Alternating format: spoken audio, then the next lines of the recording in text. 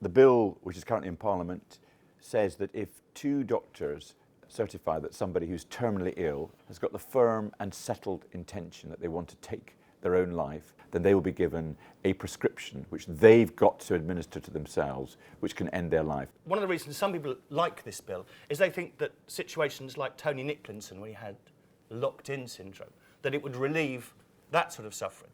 But of course it wouldn't, would it? It wouldn't apply to him. No, it would not apply to him, because my bill is only dealing with people who are imminently dying, as defined as having 6 months or less to live. Here's my problem. I think, Charlie, you've got a tin ear for the real complexity of people who are dying and what happens when people are dying. Because I think what will happen emotionally is this.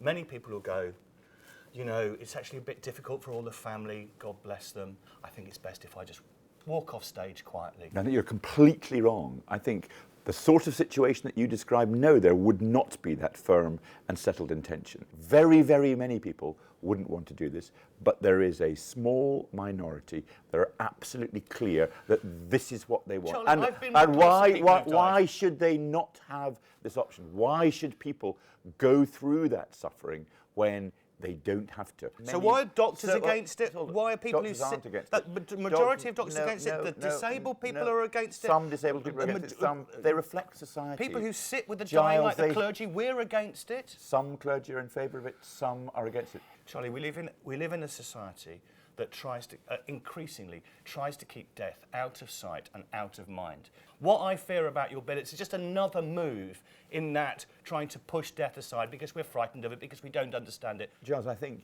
your first point, this is trying to hide death in some way. It is quite the reverse. One of the effects of there being the debate about the bill is that people are talking so much more about how they die. I think it is a very, very good thing that people, before they die, express their wishes about how they would want to die. The experience of places where there is a bill like mine, actually as law, like Oregon, is that people become less frightened of death because they know that that option, the possibility of taking the prescription, is there for them, I think. On your bill, you need two doctors Yeah. to certify that it's someone's settled will Yeah. to go through with this. Yeah. What expertise do doctors have to ascertain someone's settled will? I can see why a doctor has expertise in knowing whether the cancer's going to kill you or not, but these are not psychotherapists. These are not people who understand sort of family dynamics. The judgment about whether or not you are somebody who've got a firm and settled intention to take your own life is something that people, as a human being, have got to make, and I think doctors are well qualified to do that.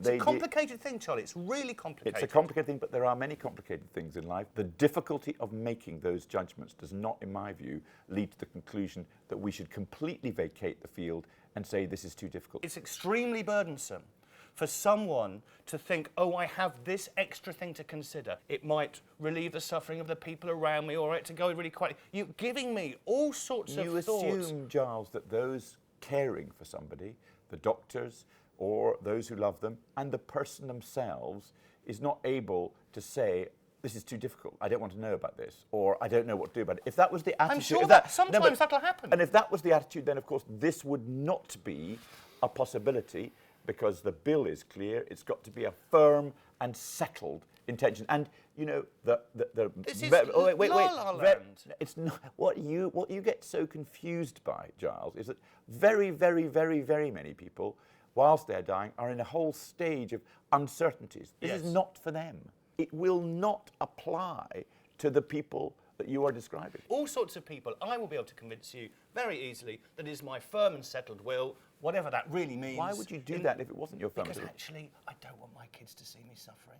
Because I don't want the money to be draining. Because I don't want them. I don't want to be a bother to everybody. I don't want to be a bother to people. But you'd really want to live. You'd really want to live. No, and in the end, would you be your position? I think I might as well just do it because I don't want to be a bother to them. Do we want a society where we actually having all of us decide that we don't want to be a burden to each other, so we might as well drift off? Actually, Charlie, I want to be a burden because I want them to be a burden to me. But there is this group who will be clear, and it will be possible for an external person, a doctor, or the courts, if that was thought more appropriate, to make the judgment that that person is absolutely clear that they do not want to go through another few days, another few months of that.